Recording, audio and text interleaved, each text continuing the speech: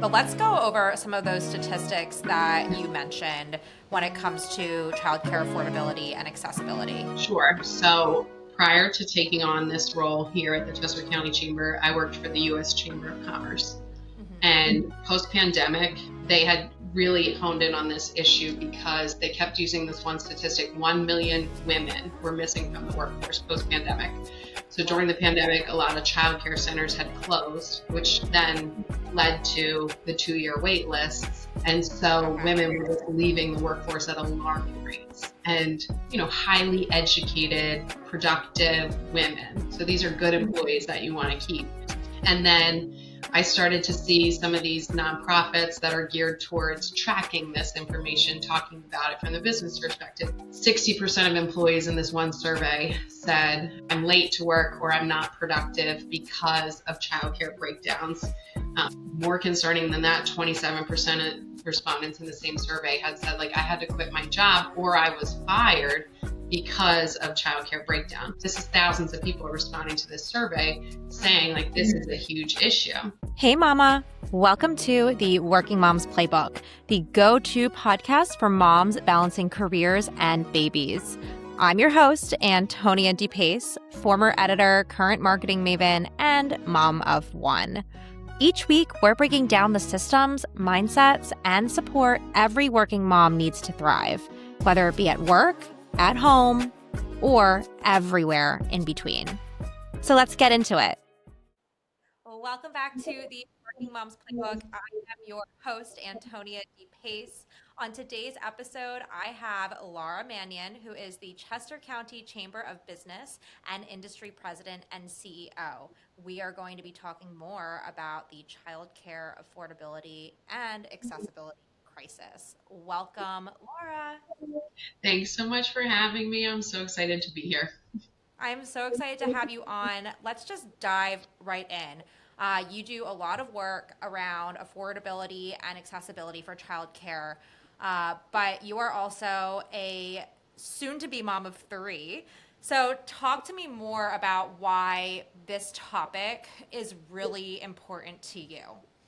Yes. So a lot of times I'll hear from people why is a Chamber of Commerce, which is low taxes, regulatory reform, doing all these business issues, talking about childcare. And it's really just my story. I took this job when I was 6 months pregnant with my first son. And when I was 5 months pregnant, I was touring different childcare providers with my husband, and we were put on 3 wait lists. And then when my son was 9 months old, I hadn't gotten off of any of those wait lists. No way. So I took him to work with me. I went back to work right away. I became the CEO of this major organization and just kind of felt okay, I need to be present. So I'm in my office now. I had a pack and play in the corner. I would literally nurse him on a pillow at my desk, while taking meetings off camera. It was crazy. And I, kept waiting and checking in with these places. And they were okay, I'm so sorry. We don't have any availability. There's no openings and we'll stay in touch. So I really just was this is a huge issue. I actually wrote this op-ed behind me about the affordability and accessibility crisis. And it sort of catapulted me as this accidental expert in the childcare sphere, but bringing the business perspective to it of we can't be productive employees if we don't have reliable childcare. And so it's been 3 years of this journey that I've been on, just talking about it and looking at the statistics and the numbers. And I've been able to create this statewide platform, just not just for myself, but for the childcare industry and for providers and workers and parents who are just struggling. And it's been really great to be able to say I've made a difference. You are a total idol for me because I I have a very similar story. I got pregnant with my son, and while we didn't go on any daycare list right away, it was more so because of the fact that I was nervous about the wait lists. I was nervous about everything that really comes along with being a first time mom and sending my kid to daycare. I worked from home, but I too was, pack and play in the corner, Yeah. scheduling meetings around nap What times. you have to do, and you make Yep. it work. Yeah, I remember like my morning schedule when John was still a newborn. It would be like, wake up, nurse, get him dressed and changed, and come downstairs and eat. And then I'd be like on my computer, and I used the breast friend nursing pillow, and that would literally be like, it's the best. It would literally be wrapped around They me. live in He'd my be, house, like they're yeah. everywhere. He would be nursing and I'd be typing on my computer as he's nursing. Yeah, And like he would fall asleep and he'd go up for his nap, and it's just like it's a wild ride that no one really thinks about, and it's so hard. Um and I what think would it you falls like on women a lot because Yeah. my husband works at Vanguard. He's like, I can't bring a baby to an office, and I'm like, Mhm. I can't bring a baby to an office, but here I am, and I'm figuring it out. Yeah. So that was like another thing too of just like how much working parents for sure, but working moms, like this is just Mhm. such an issue. Yeah, and it's something that there's already so much to think about when you are pregnant and you're planning to have a baby, and this is just something that like tacks onto it, right? Especially as you start to figure out your maternity leave and like how Yeah, long you're even gonna have with your baby and how quickly that yeah, turnover is gonna be. It can be a fairly emotional process as well.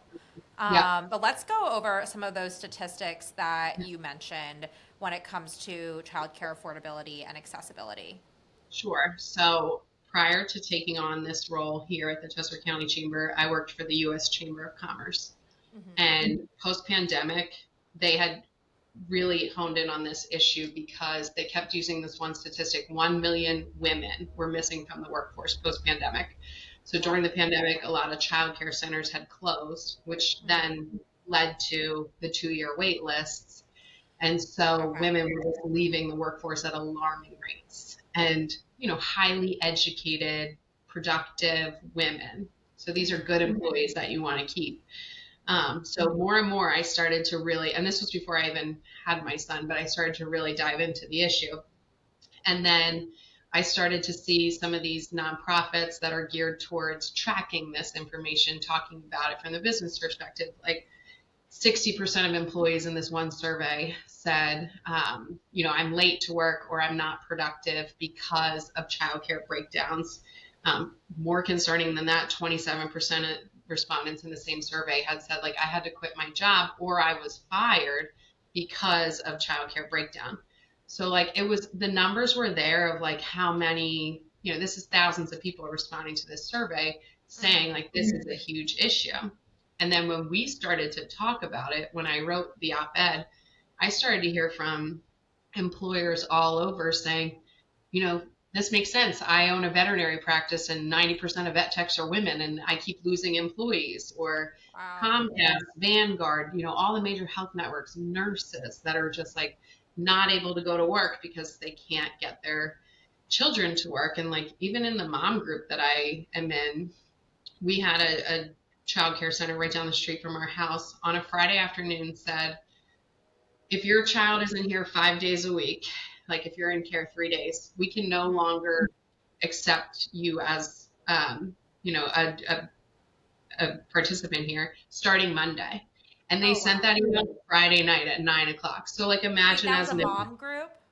like this was a child care provider had said, if your child isn't here 5 days a week, starting Monday, we can no longer take them. They can't come here because we have such a staffing issue. We're so short on staff, which is a whole nother thing we Wow. get into. But so all these moms were freaking out, like, I don't know where to send my kid to school on Monday because I have to go to work or I'm not going to be able to go to work.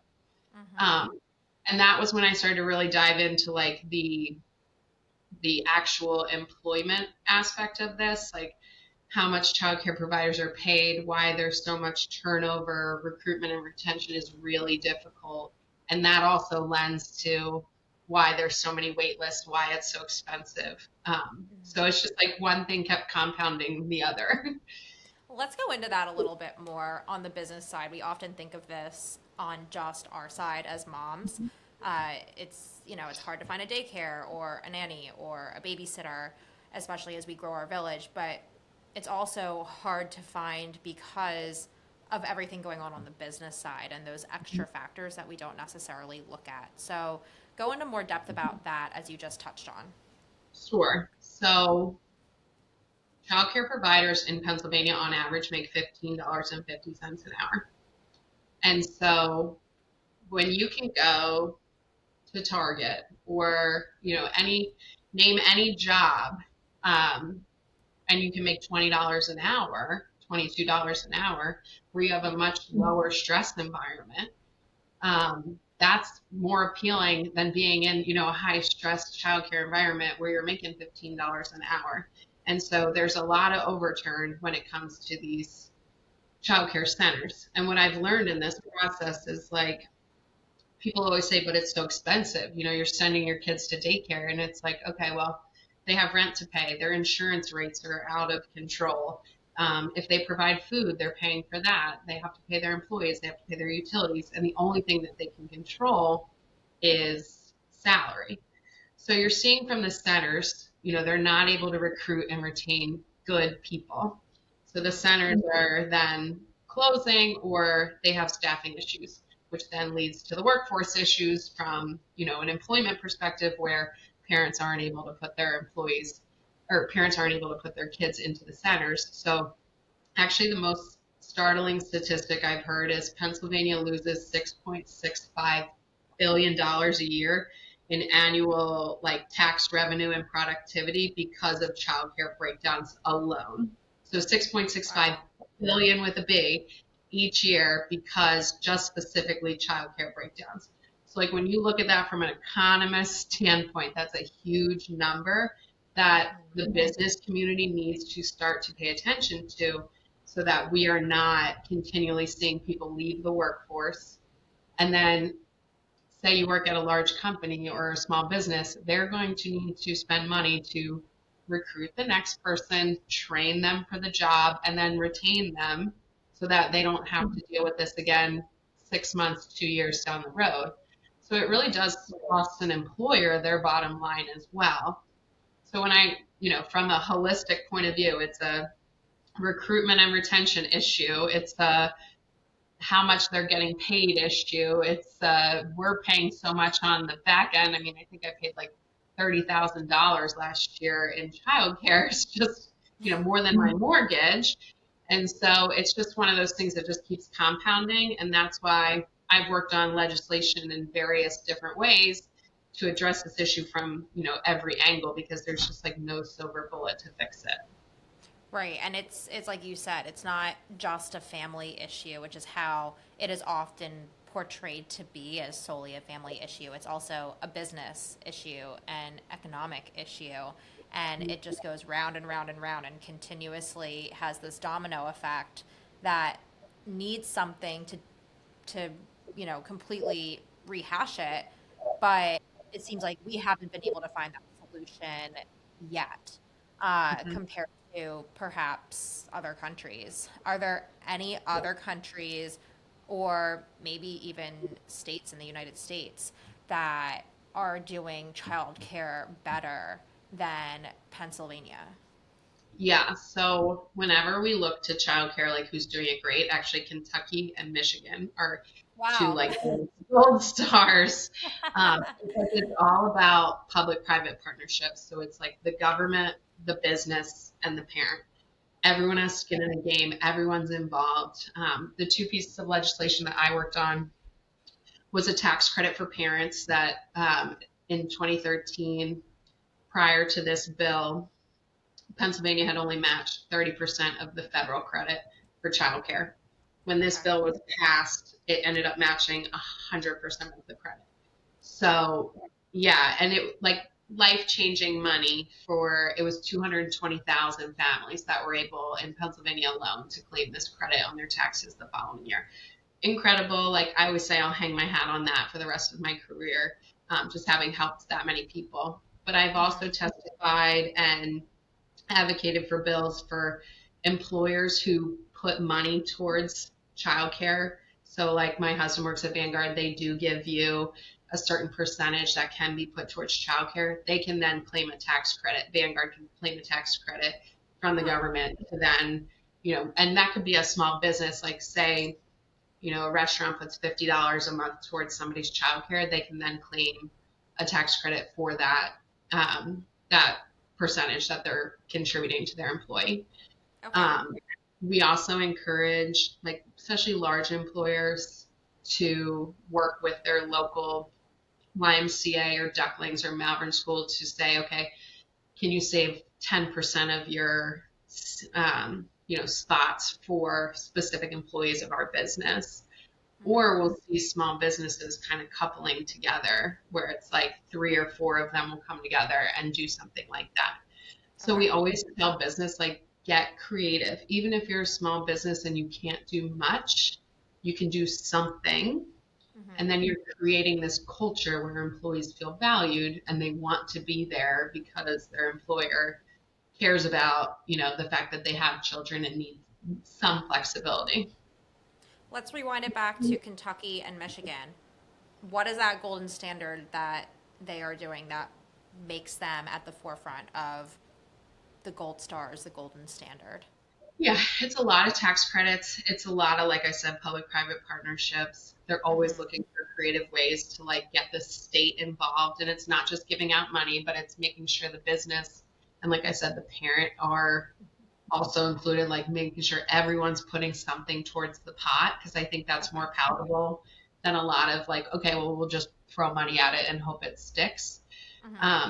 One thing that I worked on last year, I have to give major credit to the Schuylkill County Chamber of Commerce, which is in like up north Pennsylvania. They really worked on a recruitment effort for childcare providers, where they had proposed in the governor's budget $50 million for recruitment and retention. So say you signed on to be a new childcare provider employee at a YMCA or a Ducklings, you got a $1,500 sign-on bonus. And that was the state was putting that out there.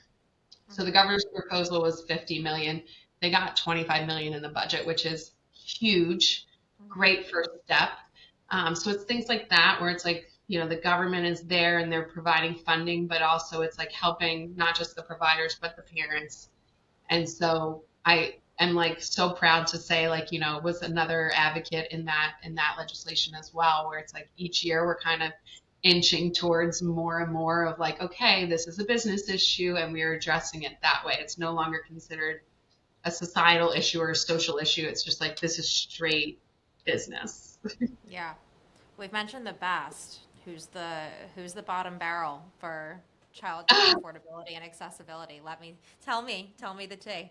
I don't know. It's so funny. I just had coffee with someone who said that their preschool in DC was $60,000. And I was like, oh my God.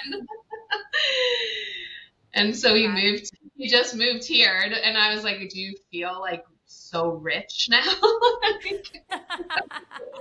You'd know if that was me. You would see signs that I was doing a lot better financially. Yeah.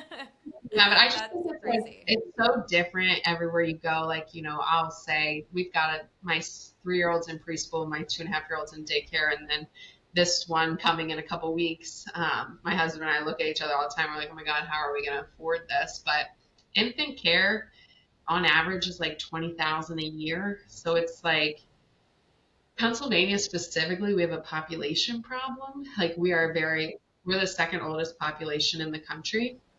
I think somebody recently told me that our first 2 like tiers of age is 65 and number 2 is 80. So it's like, no wonder people aren't having kids. It's so expensive to have them. Millennials have, student loans, mortgages, childcare for one is so expensive. So it's like you need to incentivize people to want to have more children and stay in this state. So the tax credits are a great way to do that. But I think it's just really difficult to have kids today because they're so expensive, and we're living at a time when mortgage rates are 6.5% and inflation is crazy. So as an employer, keeping all that in mind for your millennial and your Gen Z employees is really important, like I said earlier, to create a culture where people want to work for you, knowing that you actually care about them. It's funny that you mention like how there's a problem, and like a lot of millennials and the younger generation, like we're not having as many kids, and it is, there's a variety of reasons, but one that's probably really at the top of the list is financial stability. And it's funny that you mentioned that. My best friend actually just texted me this morning. Had no idea about this interview, and she was like, I keep seeing everybody everywhere having like their fourth kid, their third kid. Like, she's like, my coworker just had a kid in August, and she just announced that she's pregnant again, and all this stuff. And I don't know how people are doing it. Like, how are they doing it financially? And it's so true, because it's I so don't know how I'm doing it either. Yeah. It's like, we don't know how we're doing it. We're gonna figure it out somehow, Yeah, some way. figure it out later. Yeah. No, my husband and I bought like our move up house, like our big house, because we're like, all right, we're having a third kid. We got to get a bigger house. We got to get bigger Yeah. cars. And it's so funny. I just said this one recently. I've never worked so hard in my life. This is the most money I've ever made. And I still don't feel like I'm moving up in the economic world. Like, it's Yeah. just Yeah. crazy. You're like, when I had no kids, you're like, what would I have done with all of this money? On vacation, like, it would just be so nice to have a Starbucks coffee once in a while. Mm-hmm. What would you say are some of those tougher trade-offs that you're seeing a lot of families having to make because of these childcare costs? Sure. So it's funny. I just was having this conversation yesterday about housing, and I think they're all interconnected. So, like I said, we just bought our new house. We went from a 2.99 mortgage rate to 6.1, which is actually really good right now. They dipped to 6.1 and went right back to 6.5. But when you are now like really stretched in your budget, your disposable income to maybe go out to dinner at your favorite restaurant or support your favorite small business is going to take a back seat. So I think that's another part of this economics, bigger picture that a lot of people don't think about is like, if you aren't then spending money in your community, like your small businesses and, they're suffering too. So this is so random, but I just read an article this weekend that pizza sales are down, and it's because the price of pizza is actually up. So like your regular Friday night pizza, maybe you're reconsidering because your grocery bill was already 200 some dollars this week because we're still dealing with, inflationary costs of groceries. Then you have your mortgage. Maybe you're like me and you're still paying off a student loan. And then you have your childcare payment and, Pico bill and everything else. So every dollar you spend now is going to be looked at very differently. And that disposable income that I think, maybe millennials and Gen Z were used to spending, earlier in life, maybe they're not spending as much anymore. Yeah, it's definitely, it's a huge trade-off, especially when you might have been used to having more money in the past. I think I just like tallied up what we're spending in childcare, and we have like a whole different system. We have like a daycare that we're kind of part-time to, a nanny. We have a village of my mother-in-law, my mom, so we're like lucky to have that. Yeah. So we don't have to pay for daycare 5 days a week right now, which is amazing. But I was tallying up just what we're just what we're paying in general right now, and I was like, I didn't even think I could afford that much money a month. Like, where is this coming from? The monthly budget spreadsheet is like such a blessing and a curse because then you're like, oh, there's only like $6 left for the rest of the month once we pay our bills. But yeah, and then back to your other question too, like if you're paying, like take the gentleman I met with this morning, $60,000 a year for a preschool, and say you make $90,000, it makes no sense for you to work. Like your entire, a majority of your paycheck is going to childcare. You might consider just leaving the workforce and staying home. And I think that's the biggest thing in this advocacy that, I'm trying to overcome is like good, qualified, productive employees leaving the workplace. Yeah, and especially for women's career growth, that and like earning potential. I'm sure that that has a great significance and impact towards that as well. Yes. One other thing that sort of in this journey I've really come across is like women in their 50s and 60s saying, well, I had it hard, so you should have to as well, which I absolutely hate that mentality. But it's funny. 2 years ago, this woman came up to me in the bathroom an event and was like, I've heard you say we shouldn't think like that, and I've always thought like that. Oh, like I struggled and I had to leave the workforce. But I'm not going to think like that anymore because you pointed out how wrong that is. And I was like, this is amazing. Look at what we're doing here in the women's bathroom. We're solving societal issues. But I think, a lot of women had to leave the workforce in Gen X or boomers, and they either didn't go back or they went back and they were greatly behind their male peers that they maybe started with. So like you said, earning potential or promotions just weren't there because they took that step back to raise their kids. And what an incredible thing for them to do that and be a part of their children's lives.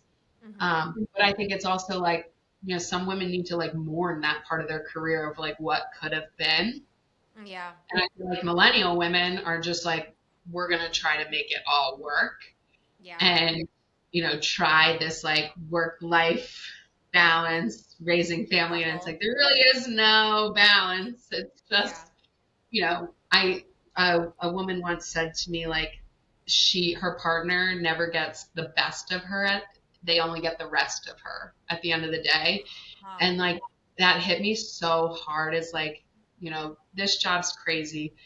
I work crazy hours, early morning events, late night events. And like, thank God my husband has a flexible job. But like when I get home late and I'm exhausted, like, my 2 little boys are tackling me as I'm walking in the door. And it's like so hard. You got to really pick yourself back up and like really be present for them.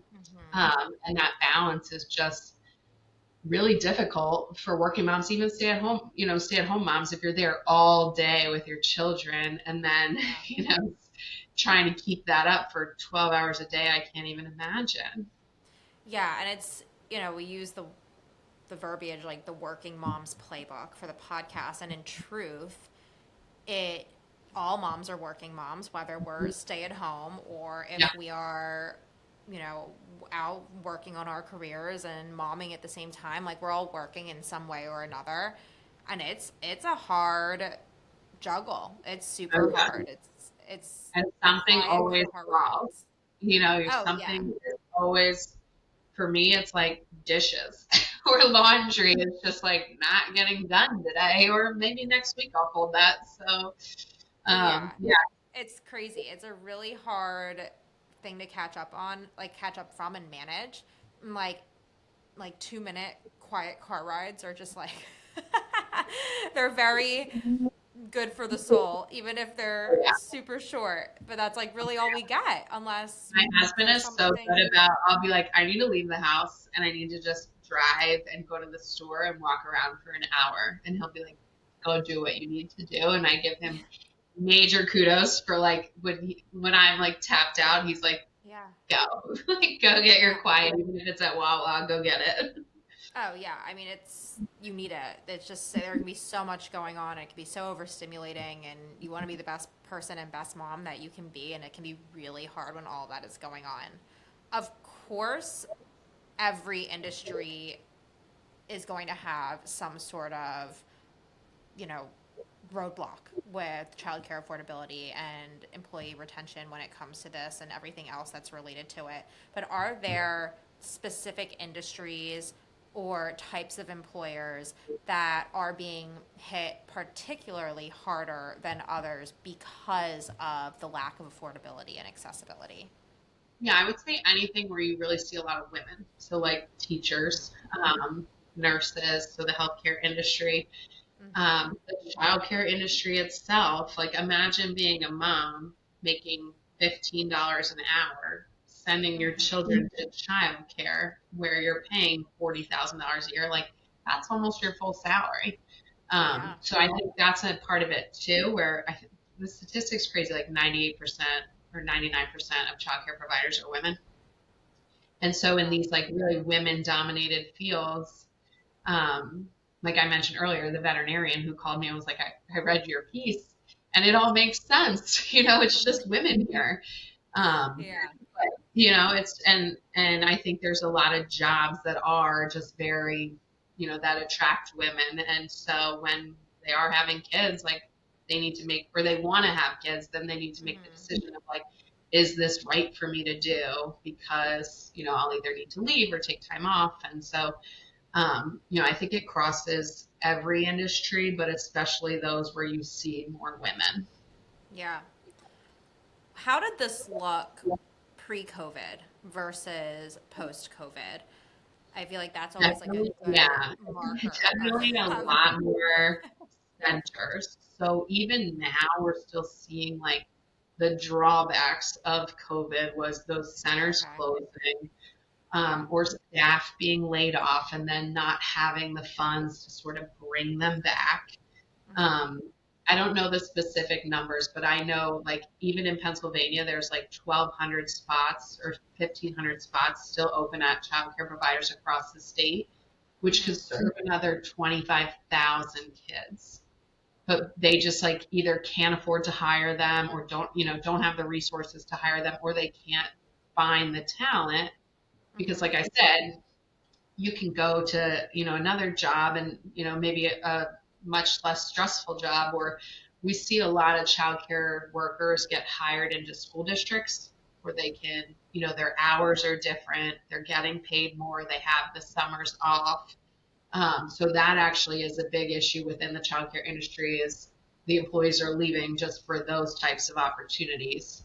Right. um, which is good for the employee, but again, it just puts so much on the provider to, and there's some regulatory issues, like you have to have certain degrees to be alone with children, or, the rules, the ratio rules. And obviously you want childcare to be a highly regulated industry. These are our children. We want them around the best of the best with a lot of rules, but do you need a specific early education degree, or could a mom of 5 who wants to get back in the workforce and maybe go cuddle babies at the hmm YMCA, could she qualify to then, be a teacher and not need somebody with a specific degree in early education to be Yeah. alone with the kids? So that part of too, the ratios and like how many you need per classroom and what degrees you need and the continuing education credits, which cost money, hmm that all lends to it as well.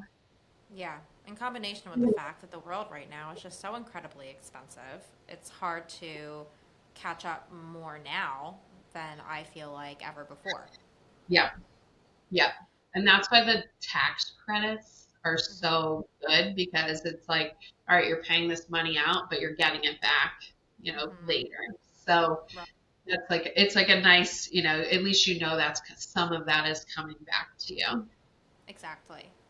So then what other kinds of solutions aside from, we've already talked about the tax credit. What other kinds of solutions, whether they be local, state, federal, could actually continue to help move the needle here in the right direction? I think easing some of the regulations on the education needs. hmm Um, I talked to a woman who owns a childcare center and she has a degree in social work. And she's like, I can't even be alone with the kids. So it's like, Oh, that, yeah, like that stringent kind of okay. policy is not helpful. And like I said, like a mom of 5 has more experience than, any 22-year-old in the world that's coming out of an early education degree to then get hired. hmm So maybe easing up a little there. It's good that so many businesses and elected officials are talking about this. Like this has literally been on the forefront of Pennsylvania politics for the last 3 years because of local chambers of commerce across Pennsylvania. I have such good partners in this sphere. Was literally in the governor's office 2 days ago with all of his policy secretaries and a bunch of chambers talking about why we need to keep going on this issue. So the fact that it is continually talked about, I have so much hope that we can continue moving forward. hmm But yeah, just like pilot programs, looking at different states and seeing like how do we get creative. And the business itself, if you can't stand up your own childcare, maybe you have an emergency center, for emergencies. hmm Or 2 years ago, we actually had a women's event with 200 women and we provided childcare. So like you could bring your kids Oh, that's and it was amazing. It was because my mom and my husband were both away, and I was like, I don't know where to bring these kids. And like we had Yeah. Mayor Sherelle Parker coming in, and I was like, all right. So we ended up the venue is a country club and had a childcare center in the basement for wine night for the ladies. I was like, this is perfect. Um, so they had hired two babysitters. We had six kids that came through, and like I did learn a lesson though because we booked the babysitters 5 to 7 and the event ran over. So I literally had to finish the event holding my 1-year-old at the podium, and he was like using the microphone. It was like a total mess, but Yeah. it just showed how flexible you had. There's 200 business people in the room. It just was like, this is it, people. This is how you have to be. Things happen. So we always encourage employers to like just really be understanding of like the world is different now, and Yeah. kids get sick, and childcare providers call out last second, and so you just kind of have to wing it. Yeah, it kind of goes into the definition of what a modern day family friendly workplace is actually going to look like, not in theory, but in practice. I mean, it's so easy for an employer to say we're flexible with your kid's schedule. Your kid gets off the bus by 3:30, like, you need to be there, that's fine. Your kid's sick, you need to work from home, that's fine. But then actually doing it in real life Yeah, and not holding it against the employee while, like being able to say like, well, I've been very flexible with you. It yeah, should really just come in play and in tandem with everything because it's it's hard. I mean, yeah, I don't have a child in school yet, and thankfully we're in this post-COVID world with work where I can work from home with most professions within my industry. But it's I like think back and I'm like, in a pre-COVID world, how were people getting their kids off the buses? yeah. My son's school ends at 2:45. I'm like, what? Like, how am I supposed to just leave work in the middle of the day? So Yeah, like, or like, I'll go yeah, get him and bring him back here. And then I'm just yeah, like, everyone on staff is just kind of like, we're communally babysitting him until I get my work done and then go get the other one. And thank hmm, God I work with good people and I'm in charge yeah, here because like any other boss would be like, why is your 3-year-old here running right. around causing a ruckus? And I'm just like, sorry.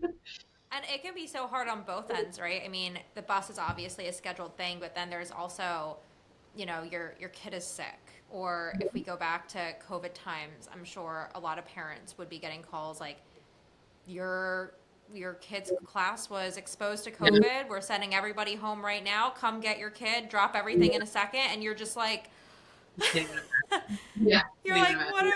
I can't. Literally, anytime I see my son's school come up on my phone, I'm like, oh God, what is it? Obviously, I have to go get him, whatever it is.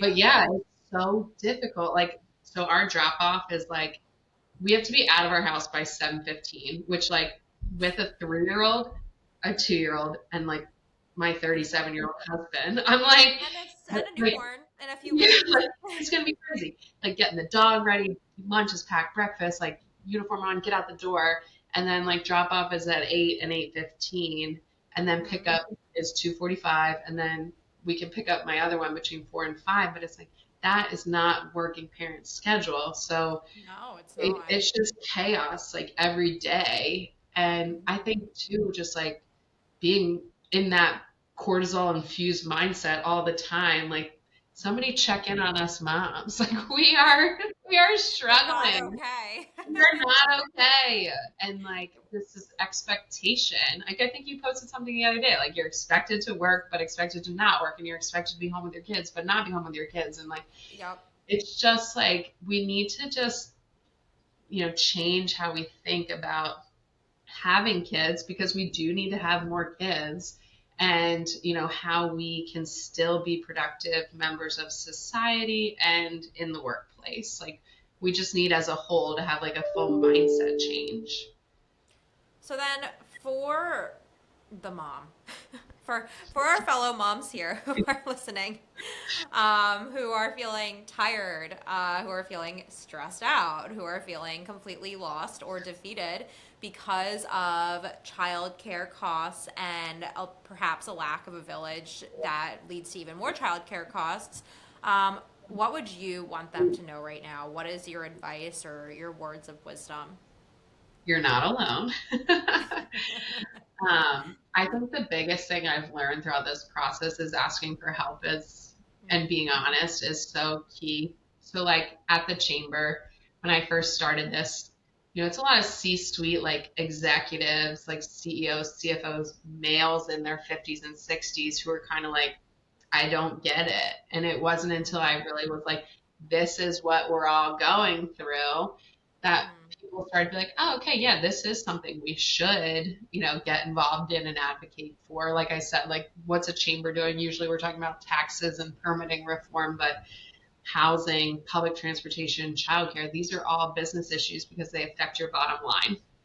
And so for the moms, especially those who work, like being honest with your employer, like this is everything that's going on right now and that I'm trying to work through. And hopefully you work at a company that values you as an employee and not just a number, that they can replace.